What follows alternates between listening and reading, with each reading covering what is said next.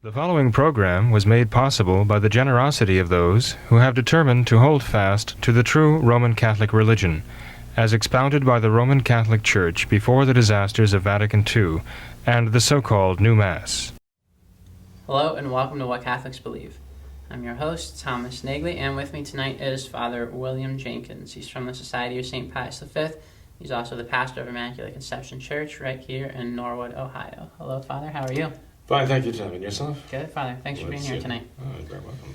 Father, we have got a few interesting articles to discuss here tonight. This first one is titled, "No Matter How Bad You Think the Corruption Is, It's Worse." And this author, he writes in here that most commentators do not begin to understand the true nature of the problem in the church. And he says, Father, there are those who say that all of these crimes, all of these great scandals that we're seeing in the church now, that these are perpetrated by men of just poor moral character. They have just fallen due to their weakness, but they're still at heart good people. And this author here, he says that is in fact not true. These men that are perpetrating, they're committing all these great crimes and causing all these scandals, that they are in fact apostates, and they are actively attempting to remake the church in the image of their apostasy. And he says that those who are calling for Francis to reform and renew the church and all this, he said that would be like putting Himmler in charge of Nuremberg. What's your take on that, Father? Well, who's saying this now exactly? This would be the author of, let's see, where is this from? Peter Kwasinski. Kwasniewski? And he's writing for whom now? This is from 1peter5.com. Okay, that's a website of conservative Novus Ordo origins. Right. Yeah. So this is what he's actually saying, that putting Francis in charge of reforming this sexual abuse, I guess I'd have to call them actually a cabal. They talked about the homosexual mafia in the Novus Ordo Church. It goes beyond that. It's an actual cabal of pederasts, really. He says that to put Francis in charge of reforming them would be like putting Himmler in charge of the Nuremberg trials. Okay, right. Well, I guess that says quite a bit. And of course, I'd have to agree with him and even go beyond that. In fact, I saw that article, and I think he even gives a list of those he's talking about, right? And they're all Novus Ordo bishops, right? Not priests, right? Yep. He gives a list of these men, he says, are a ring of criminal Nancy boys, and then he calls them that in the modern church, right? The Novus Ordo Church. He names them Cardinal McCarrick, right? McElroy, Burrell, another cardinal, right?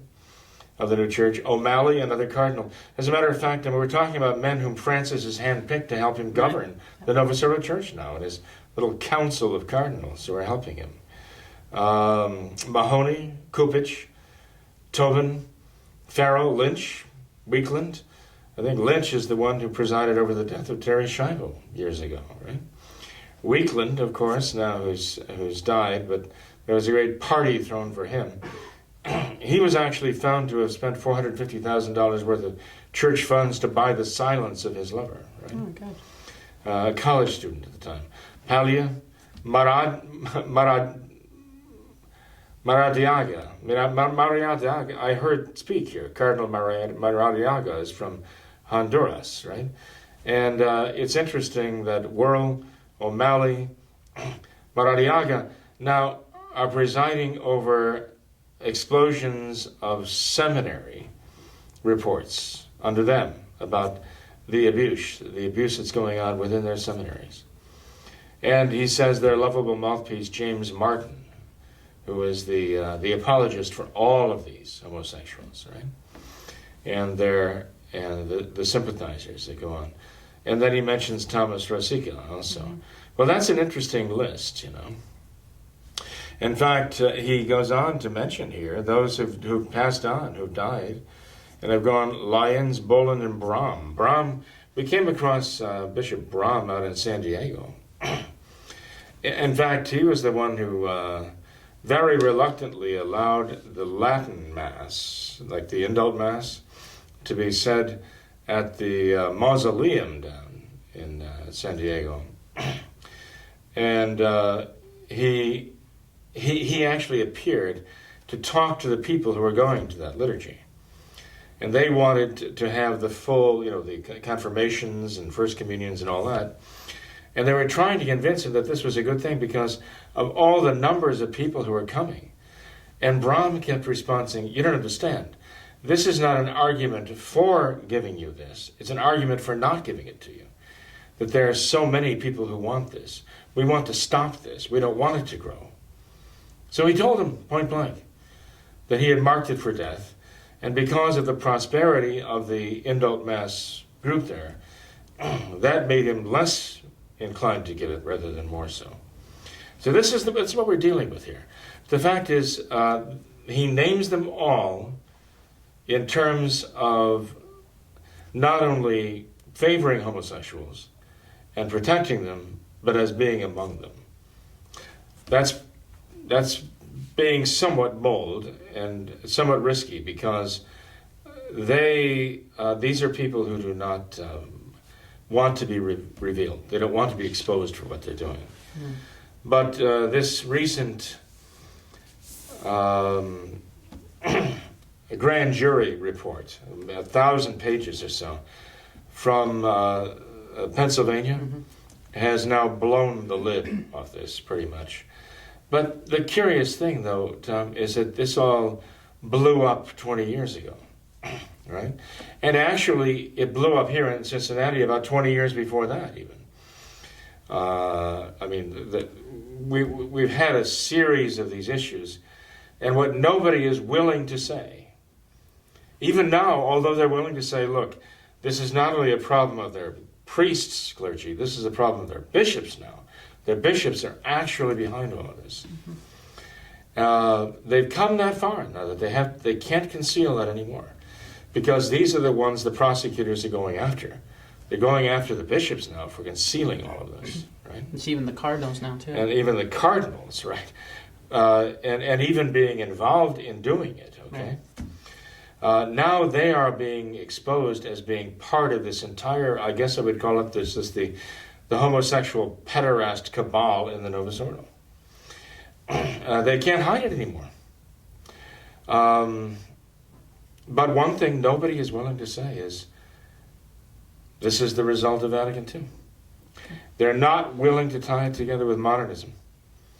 And really, this is the root of it. St. Pius X saw this over 100 years ago and wrote about it in his encyclical Pascendi, condemning it because of his, not only astuteness and his knowledge, but because of his holiness. St. Pius X saw in the principles of modernism everything we are now witnessing.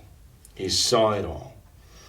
And this is the prophetic vision of a saint who sees these things, And so for those who've been paying attention, and for those who understand anything about modernism, for those who've read into the wisdom of St. Pius X in the book in the encyclical Pascendi, none of this is a surprise. This is exactly what you'd expect to happen if St. Pius X was right, and he was right. We see it now how right he was. The evil of this modernism as anti-Catholicism, as an anti-Catholic faith, which has been used to bring about the modernist religion of the Novus Ordo, which is exactly what it is. Novus Ordo is the practice of modernism. It's been born of modernism, and modernism is condemned by the Church as the antithesis of the Catholic faith. This is what you have now in the modern Church of Vatican II. One thing that we have to be very clear on, though, and this is probably the saddest fact of all, that people believe this is the Catholic Church that has done this. This is not the Catholic Church that has done this. This is the modernist church that has been born of Vatican II.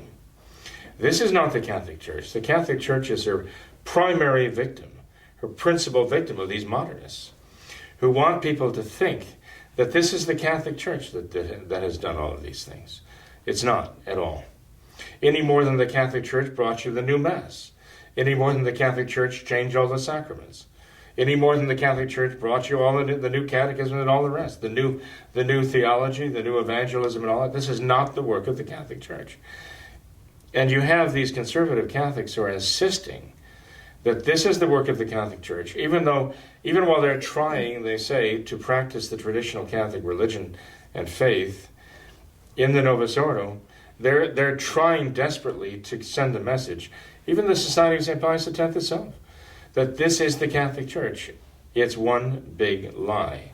This is not the Catholic Church that has done these things. And people who are continually trying to make that case, to justify what they're doing, are painting themselves into a non-existent corner, a corner of their own making. And they're going to paint themselves into that corner to the point where they're either going to have to say, well, we're saying all the time that this is the Catholic Church, isn't it? We've been saying that. This is the Catholic Church. And this is the Catholic Church that has actually been doing all these things. And suddenly they're going to run out of room and say, well, how can we say that the Catholic Church established by Jesus Christ is the criminal perpetrator of all these satanically evil things? How can we say that? Where do we go from here in saying that this is the Church of Christ? No, right? They're going to run out of room there. And either they're going to have to say, well, the Church of Christ must have failed if this is the Church of Christ that's doing all these things. Francis, with his denial of the papacy, denial of the priesthood, and all the rest, that he's still speaking in the name of the Catholic Church, after all. And all of these priests and bishops who have done these things, they're all acting in the name of the Catholic Church. Legitimately, they're really honestly representing the Catholic Church. They're going to have to say that the Church failed, that Christ's promise failed. Either that, or they're going to have to give up that lie and say, well, we have to admit in the final analysis that this is not the Catholic Church that has done all these things.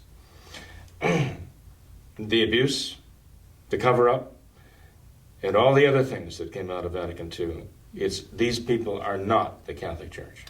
Father, in one of his books, Father Garrigou-Lagrange, he said that in spite of the darkness, there is light enough to see for those who are willing to see. Mm-hmm. And perhaps we can talk about this next, but even in Francis's response that he wrote in regards to this grand jury report that came out, mm-hmm. He says that all of this abuse had happened, decades ago, 60, 70, 50, 60, 70 years ago. And you think about it, that's right around the time of Vatican II. Sure. And these were the years of preparation for Vatican II, the years of Vatican II, right the years that came after mm-hmm. Vatican II. Mm-hmm. Exactly. And you look at this Novus Ordo church, this new church, they titled it themselves the Novus Ordo, a new order. We got the new Mass from it. We have new Rosary from it. We have new sacraments. We have the new Stations of the Cross. All of these new... We have the new morality. All of these new things. Mm-hmm. And like Father Garrigou-Lagrange said, there's light enough to see for those who are willing to see. And it seems crystal clear. Well, one Novus Ordo bishop who's just spoken out very, very clearly is the Novus Ordo bishop of Madison, Wisconsin. And that's very ironic, because 20-some years ago, there was a priest murdered in Madison, Wisconsin. I'd met him. Father Kunst, I think his name was, right? He was murdered in his own rectory. He came in one night. He was set upon. There are all kinds of theories. Police investigation is stalled. He was a very powerful man, large and strong. Even at his age, in the 70s, he was very, very strong. And it took, they're estimating it took 3 assailants to bring him down in his own rectory, finally. He fought. And there was a very bloody affair. But there are those who knew him who realized that he had been, as a canon lawyer, I think he was a canon lawyer, my understanding, he was actually threatening to expose the homosexual cabal in the Diocese of Madison. And to this day, there are those who insist that it was a satanic group of homosexuals, actually, who are into Satanism, who decided that they were going to take him out in order to prevent him from blowing the whistle on them, uncovering the evil going on even there. So here we are now, all these years later, and we are seeing a Novus Ordo bishop of Madison sounding the alarm about we have to stop justifying sin. Well, although I agree with much of what he said, that we have to stop justifying sin. We have to call sin what it is, condemn it for what it is, hate sin, say that yes, there is mercy, but only where there is repentance. I mean, he said some very Catholic things in his denunciation. But my question is, number one, where has he been all this time? Right?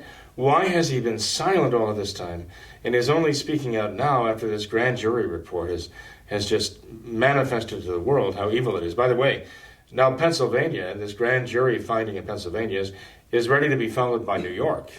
Knows what other states are going to start going to the same route and talking about the hundreds of priests, of modern Novus Ordo priests, God forbid that they're really ordained priests, who have been abusing the children there. And when we say children, we're talking primarily about seminary-age young men. They've reached the age of puberty, so we're not talking about, for the most part, 6, 7-year-old children here. For the most part, we're talking about perhaps 15, 16, 17-year-old men. Okay, the vast majority of them were those. And about 80% of the cases were homosexual cases. They were not heterosexual cases. So you have this thing. And now, as I say, there are prosecutors in New York who are talking about following the same thread, exposing the hundreds of cases, hundreds of individuals in the Novus Ordo clergy behind it, and the thousands of victims that have fallen to them and been affected by their evil. So again, this is it is blown up in Pennsylvania, and now it is threatening to just become like an atomic. That was like conventional weaponry now. Now we're talking about basically going to the atomic level. And so you have finally the Bishop of Madison who's speaking out very strongly. And I wonder why now? Why not before? Because this man went along with the Novus Ordo Mass and the Novus Ordo sacraments and all that. Well, maybe, I don't know how old he is, maybe this is what he grew up with. Maybe this is all he really knows firsthand. I hope it isn't just a case that he sees so many bishops and cardinals are being tarred with this brush, and rightly so. And he wants to somehow escape that tarring. I don't know. I just don't know. I just don't understand why all of a sudden now it's become a moral imperative for people who certainly knew what was going on to suddenly speak up in a very bold way, saying, there are those who say, me too, and there are those who are coming saying, not me, mm-hmm. And Francis, of course, is the perpetrator in chief of all these things. For him to pretend that he wasn't aware of McCarrick, that the men he chose, Maradiaga and others, that he was not aware of their complicity in all this. I'm sorry, this just stretches belief that he did not know of these things. And look at his letter, as you say. His letter was dated August 20th, 2018. And he writes this it's actually a pathetic letter. But it's a letter that is perfectly the work of a modernist from beginning to end. He doesn't even mention the bishops. He doesn't even mention his bishops and his cardinals in this letter. He talks about the communal penance of the whole church, Mm-hmm. And he talks about the prayer, they have to now indulge in prayer and fasting. He's talking about, a large part, the people who are the victims of his own clergy there. His own bishops and his own cardinals. They're the ones who now have to pray and fast and do penance for this terrible evil, okay? He doesn't take any personal responsibility for this. He blames it on everybody. This is the typical leftist liberal view. Society. We're victims of society. In this case, the society of the church. Remember when Obama and Clinton were apologizing for America? I mean, not that they did anything wrong, not that the leftists were responsible. It's America, right? Apologize to the poor people of America who have been victimized by this very wicked society. Apologize to the international community that has been victimized by the United States of America all this time, okay?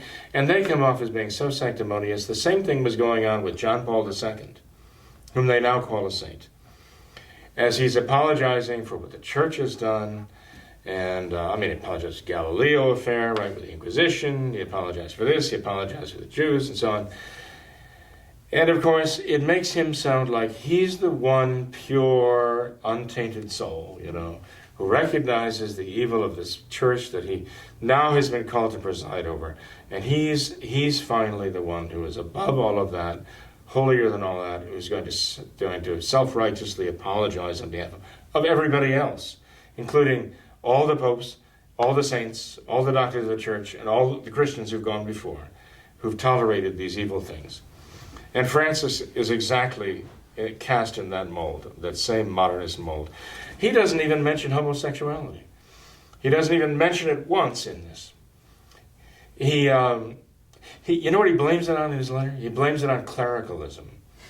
Well, this was his favorite punching bag the whole time. He blames it on the idea that there is a group of people in the church who actually are apart from others.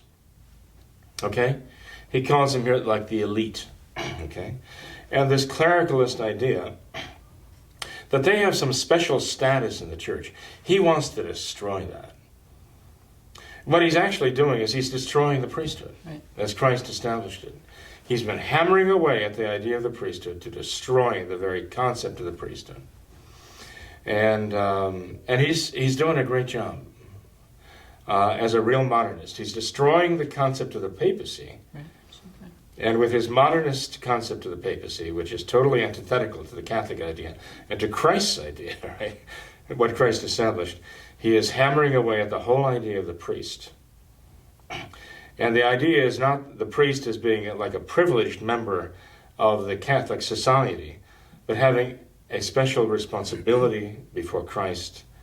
Read the Silva, or the Duties and Dignity of the Priest by St. Alphonsus Liguori, and you see what the priest is required to be, the holiness of the priest.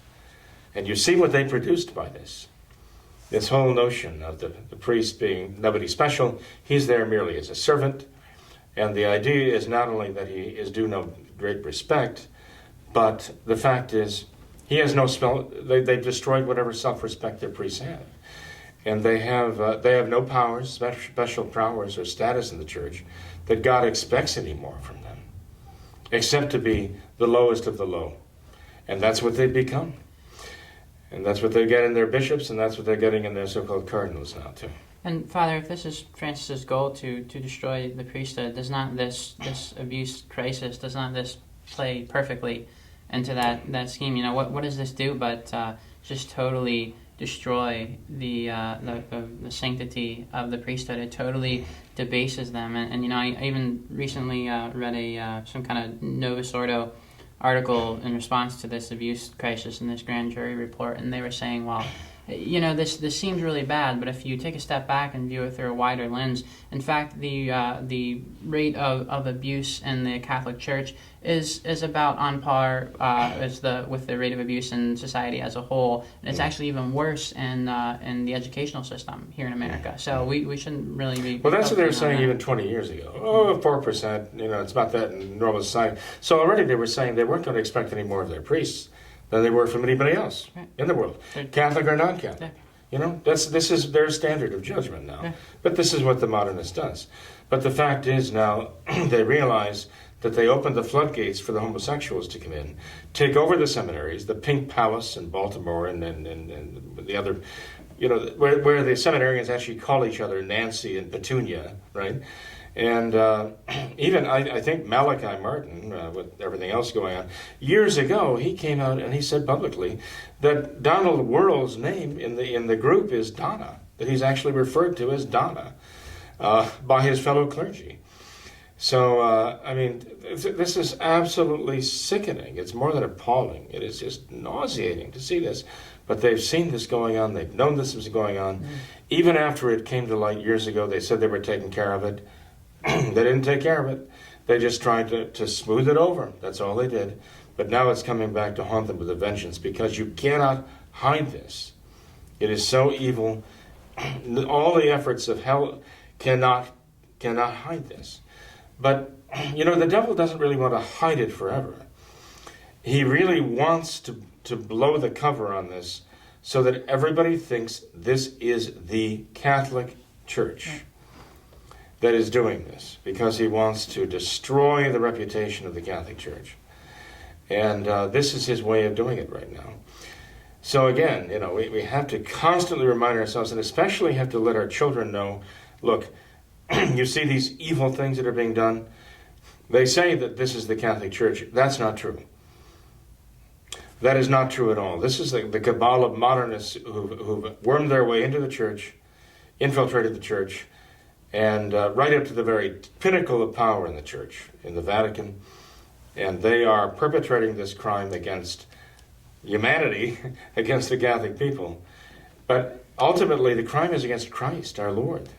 This is the victim. He's the real victim. The Sacred Heart of Jesus is what they're after. This is what Satan wants to attack. He wants to make the name of Jesus Christ. He wants to make the name of the church a name that is held in universal opprobrium by all of humanity. And this is his way of doing it.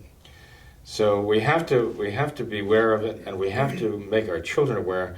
This is not the Catholic Church that is doing these things. These are the modernists. And we can't let them get away with it. We can't let people believe that this is the Catholic Church. So we have to sound the alarm that these are imposters. Francis's own letter, really, by the way, didn't impress anybody. Even his conservative Novus Ordo devotees there, who are desperately trying to dress him up, as some kind of a Catholic, in spite of the fact that they can't make him sound like one. Remember, the shepherd know the sound of the voice, right? They know the voice of the shepherd, okay? The voice of Francis they can't disguise, no matter how much they dress him up. They can't make him Catholic or sound like a Catholic Pope. So even the conservative Novus Ordo people are saying this letter is worthless. But it's sad to say, I've seen people commenting in the news that they have they've given up on the Catholic Church now. Because of Francis and his cardinals and his bishops. They've actually given up. They say they still have faith in God, but they don't have faith in the Catholic Church. And I would say to these people, look, your faith in the Catholic Church should be reinforced by these evils, because this is the modernism that St. Pius X warned us about, that would attack the Church. And so it is the Church that has condemned these things all these years, but now has been infiltrated as the Masons promised they would, right up to Rome itself.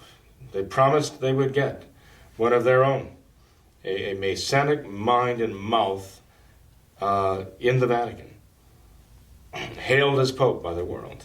And this is exactly what we've seen they've accomplished in doing here.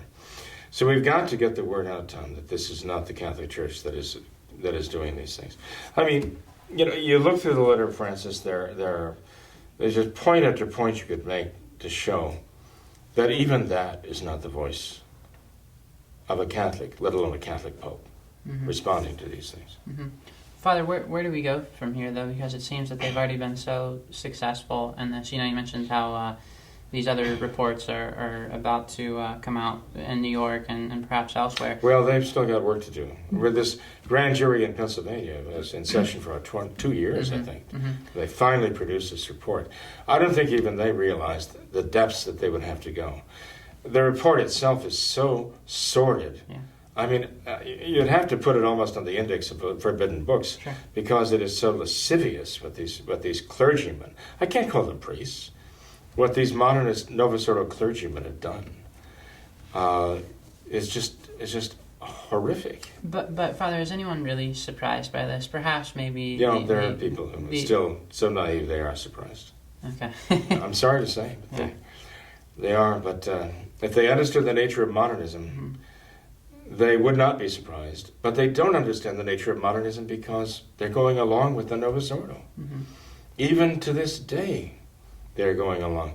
Somebody today was telling me about a woman in the pro-life effort in New York, he knows, who told him when she goes to her local church, when it comes time for the homily, she actually has to sit there with her fingers physically in her ears because she can't stand to listen to what that Novus Ordo clergyman is preaching up there.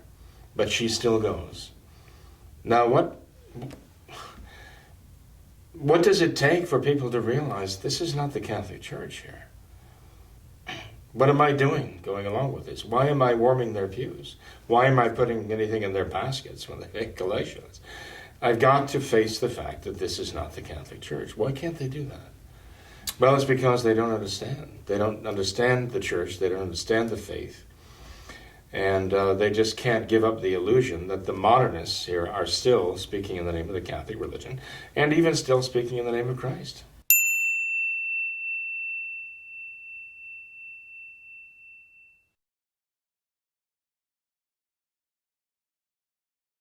And perhaps rather they see no other alternative. Archbishop Lefebvre, he was kind of made out to be some terrible criminal, some apostate. And no doubt the propaganda has done its evil work with them. Yeah, and it just seems that... But they should realize that the ones who've been telling them that are the ones who are doing these evil things and protecting the evil, So if they put 2 and 2 together and came up with 4, they'd say, the people are telling me, the Archbishop Lefebvre and the traditional Catholic effort and those trying to hold on to the traditional faith, that they're evil, but look what they're doing. So why would I trust their condemnation of traditional Catholicism when I see what they are doing to the Church? Another mindset, Father, that I've often encountered is there are some Novus Ordo Catholics who are willing to admit, yes, things are really bad, I don't like the way things are going, but I don't have any other alternative. We get emails all the time from countries all over the world. They say, I go to my local Novus Ordo parish, I hate it there, I don't like the way things are going there at all, but I have no other alternative. There's no Society of St. Pius V around here, there's no traditional options. I suppose this is better than nothing at all, and so they continue to stick with it and They are complicit to a fraud.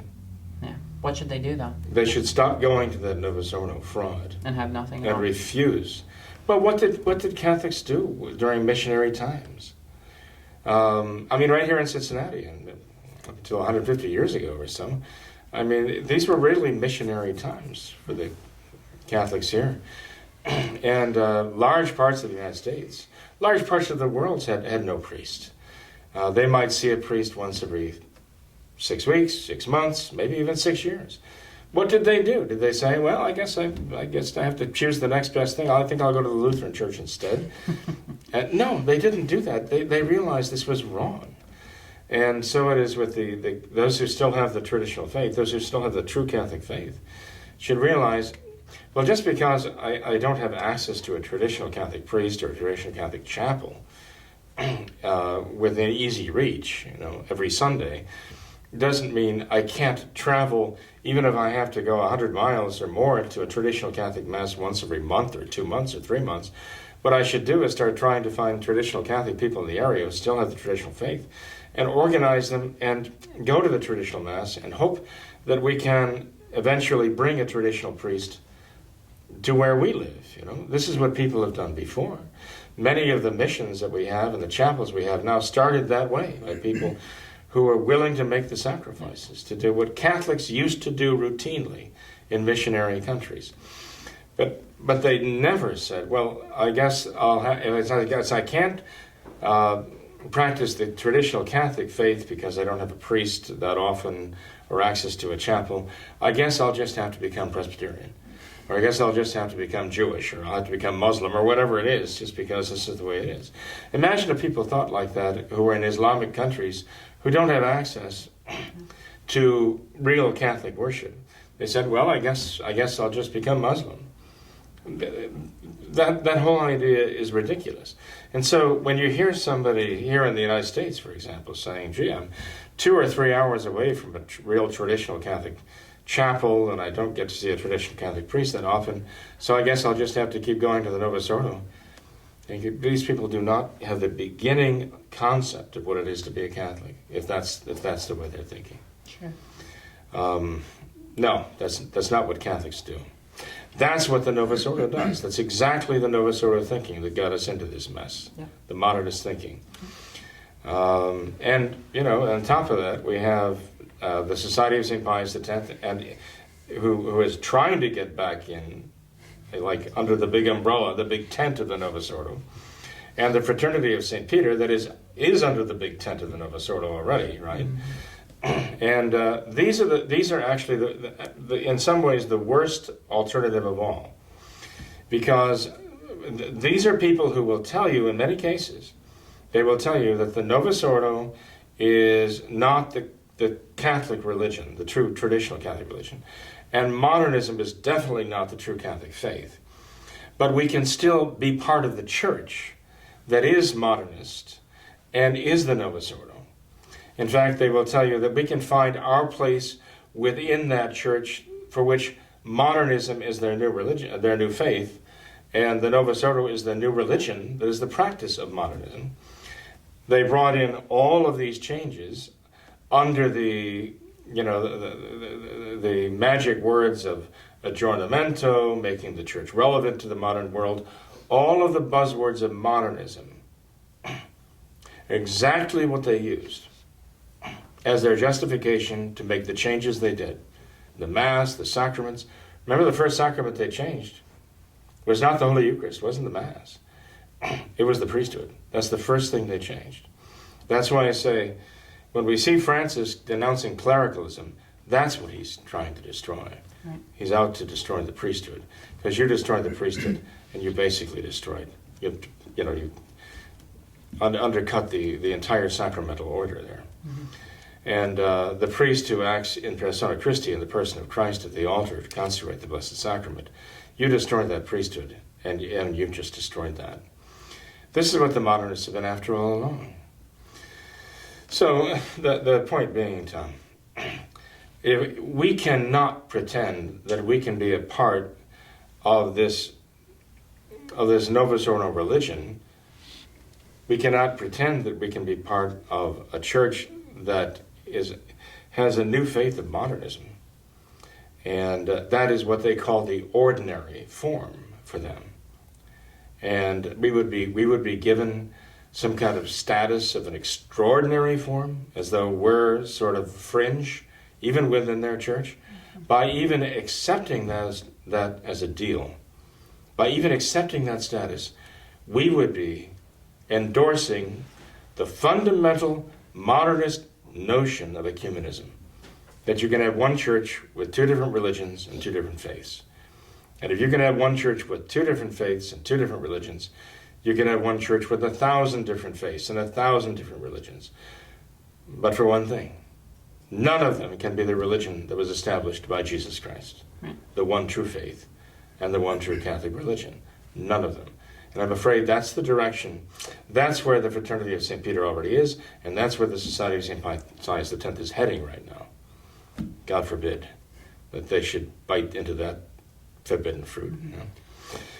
So, the wonderful thing about all this, and I say wonderful not in terms of being good, but the wonderful thing about it in terms of it being so bizarre, is that it's like the big lie is evident throughout this whole process, that when Vatican II is pitching this new idea, okay, of changing the religion, bringing it into line with the modern world, their appeal was to human dignity.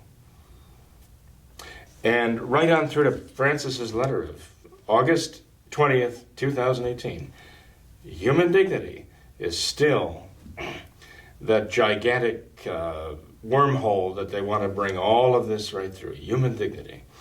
And they're from beginning to end, even in Vatican II, with the last document of Vatican II, it's entitled Dignitatis humanae personae, right? The dignity of the human person, of the dignity of the human person. That was the principle that they used to bring in their modernist idea of religious liberty. And to this day, they're still using that concept. But all the way through, from beginning to end, they are opposing the idea of human dignity to the idea of divine dignity, the dignity of God. They're using that idea of human dignity as basically an opposition to the dignity of God. Human rights as opposed to divine rights. And that is how they are able to justify in their minds, or at least in their speech, and sell this to people. Human dignity, dignity of man, the dignity of man, the rights of man. And God has no rights, as far as they're concerned. I mean, you look at that document of Vatican II on religious liberty, which is the 16th document in the set. That's the last thing proved. And you find that there was an opposition brewing throughout the council. The Centus Internationalis Patrum of conservatives was gathering together to oppose these things, okay? And this was the group that wanted Vatican II in I think it was Lumen Gentium, to condemn atheistic communism. They gathered 400-something signatures of bishops there to as an intervention to get the council to formally condemn atheistic communism, and it was simply put in a drawer. And even to this day, you find that the only mention of atheistic communism at Vatican II, which was meant to address the problems of the modern world, right, is a footnote, one single little footnote. And that is the work of the leftists and modernists at Vatican II. It was said by some of the modernists, we wish we'd waited to bring up the question of the liturgy until the end of the council, rather than addressing it at the beginning, because if we could have addressed it at the end of the council, we could have gotten a lot farther as far as modernizing their Mass. As it was, they had to wait for Paul VI in his concilium. But anyway, the point that I want to make about this is they're bringing up this question of human dignity to batter down the whole idea of the dignity of God, the rights of God over man. This is just liberalism right to the core, you know.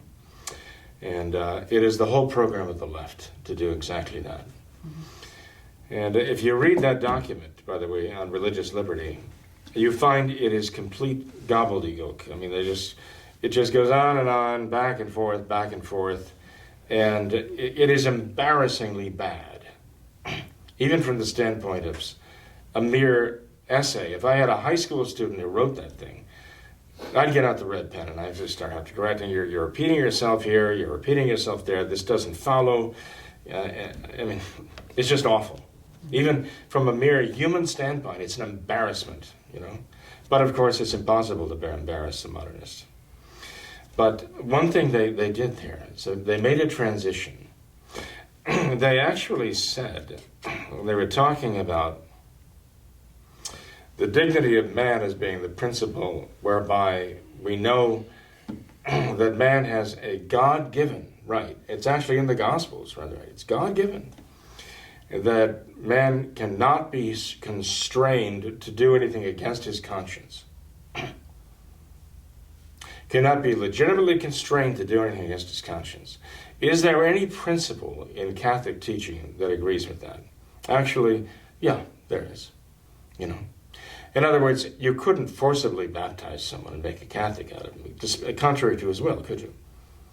Right? Mm-hmm. The Church has that principle. Right. But they jumped from there to a principle the Church has never endorsed, that neither can you restrain anybody from following his conscience, regardless how erroneous it might be. The Church has never, ever taught that idea.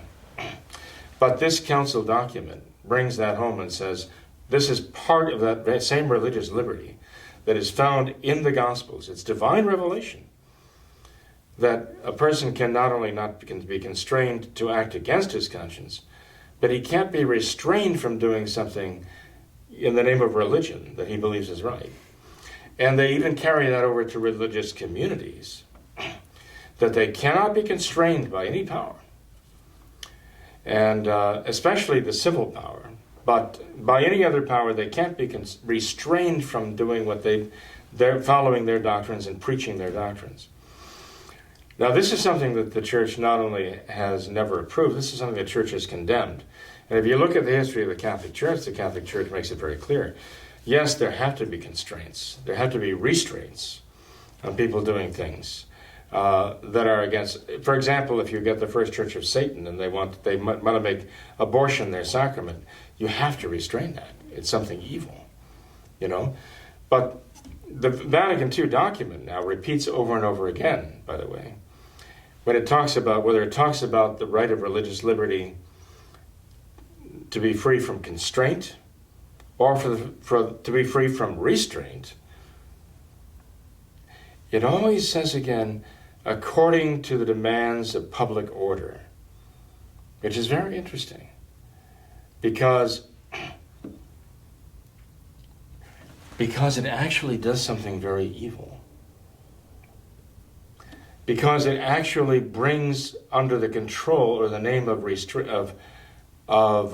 the demands of public order, that is bringing under civil control, the power of civil government, to not only control the question of the restraining a person, but constraining a person to act against his conscience.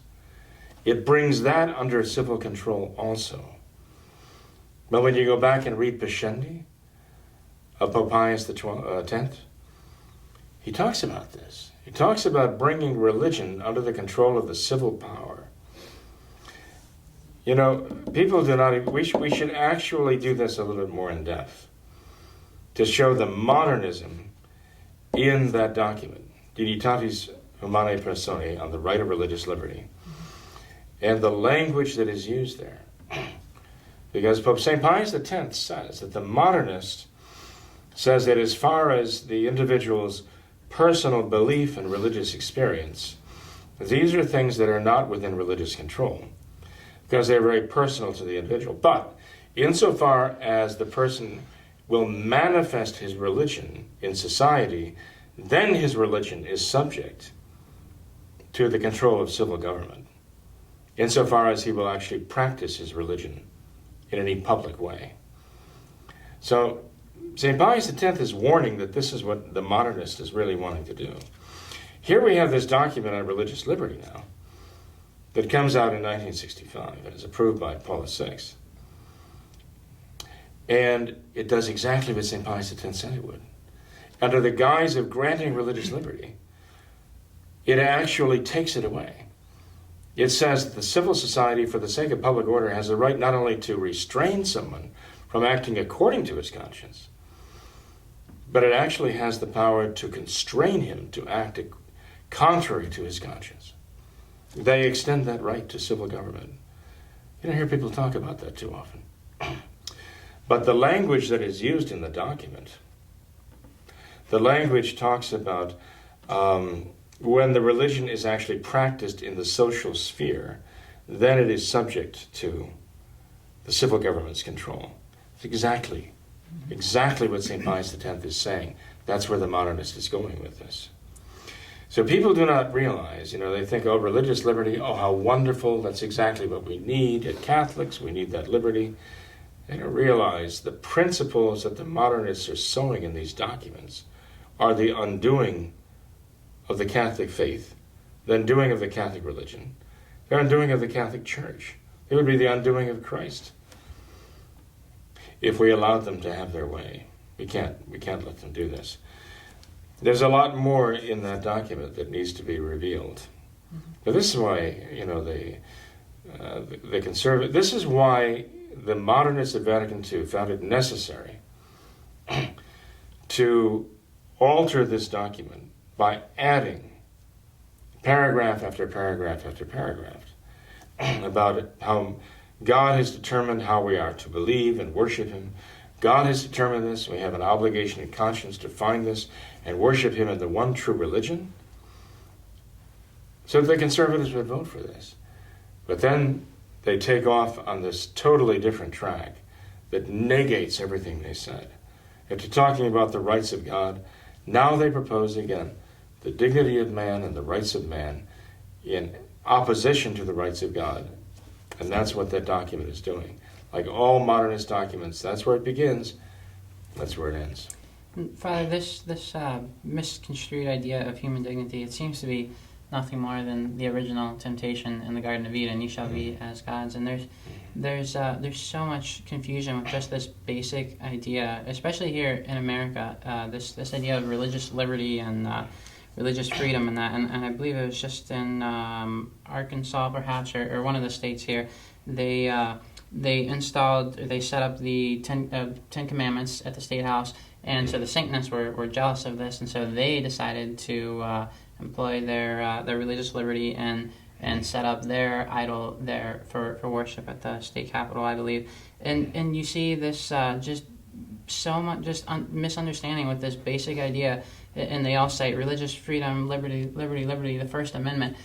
That's not liberty. What that is anarchy. When truth and error have equal rights, that's anarchy. Liberty and freedom is when the truth has its rightful place. And there's such just a basic misunderstanding. You have all these libertarians here in America who are so obsessed with this idea of liberty and freedom and all this, but really what they're advocating is anarchy. It's the exact opposite, because anarchy, like you always say, anarchy leads to tyranny.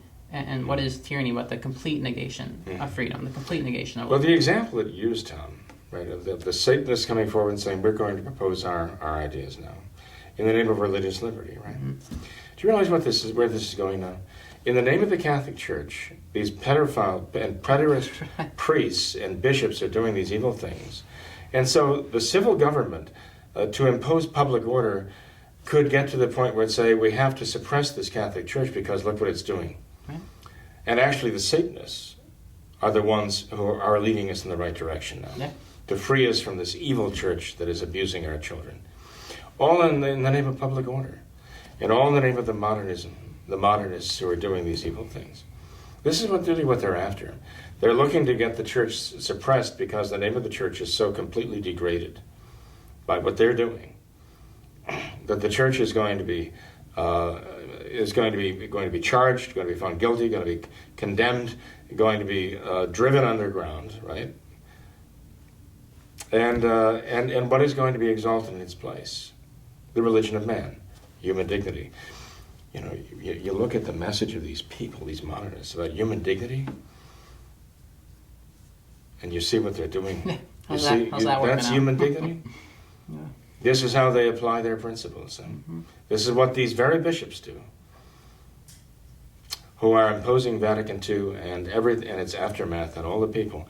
This is what they do, and all in the name of human dignity. Francis, I think, has the effrontery to even mention this question of human dignity in his letter. So that human dignity is offended. Yeah, that's the sin. So again, we're dealing with modernists. They're not Catholics. We have to face the fact and get on with practicing the faith. And as far as the difficult questions, we have to let God answer them in His own good time. Mm-hmm. Well, Father, despite all of this, we still have hope. Tomorrow is the feast day of the Immaculate Heart of Mary. Immaculate Heart of Mary, the octave of the feast of the Assumption of our Blessed Mother. What do we have to learn from her?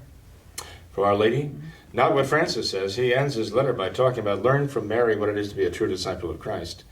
If he had learned anything, he would have written a very different letter. But if he had learned anything, he wouldn't be doing these things, The Blessed Mother was, of course, the one who understood the priesthood of her Son. And she understood with his apostles also the priesthood, the share in his priesthood that he, Jesus Christ, her Son, gave to his apostles. And she loved that, and she respected that. Francis has no respect for this priesthood. So we have to go to Our Lady, Our Lady of the Holy Eucharist. And we have to realize that what she represents is not this new Mass and this new religion at all. That this is an abomination in the eyes of God. We have to ask our Blessed Mother to keep us faithful.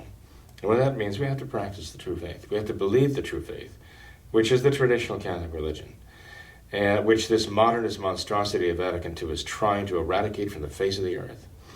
And we have to practice the true Catholic faith as it has come down to us through the centuries, through her sacred tradition, through her ordinary magisterium, and extraordinary magisterial pronouncements. We have to hold fast to that.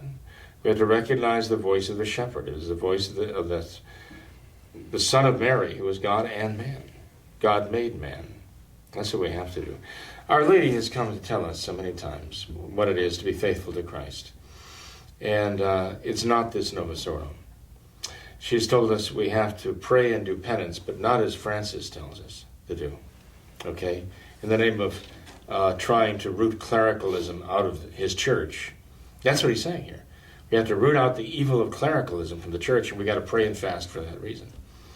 But we know the exact opposite is what Our Lady wants us to pray and fast for. Sin, okay, is the evil. Sin is exactly the business that Francis is in right now, justifying sin. And Our Lady says, this is not Christ. This is not the voice of Christ. So we have to do what Our Lady said at Fatima, to stop offending our Lord himself. We have to turn around and actually offer reparation to God for the crimes and the sins that are being committed against the Sacred Heart. And we have to pray, and she mentions particularly the Rosary. We have to pray that with great devotion. We have to consecrate ourselves to our Immaculate Heart, and we should make the 5 first Saturdays of devotion to her. Not only once, but repeatedly. We should continue to make that reparation. So, what more can I say, Tom? This is what God has sent his own mother from heaven to tell us. We'd better listen and respond, and not just react. We'd better respond to what she says. Father, thanks for your time. Well, thank you, Tom. No problem. Thanks to all of our viewers as well for watching this episode of What Catholics Believe. Until next time, we ask that you all remember the words of Our Lady at Fatima, to consecrate yourselves and your families to the Immaculate Heart of Mary, and to pray and do penance. Thank you, and God bless you.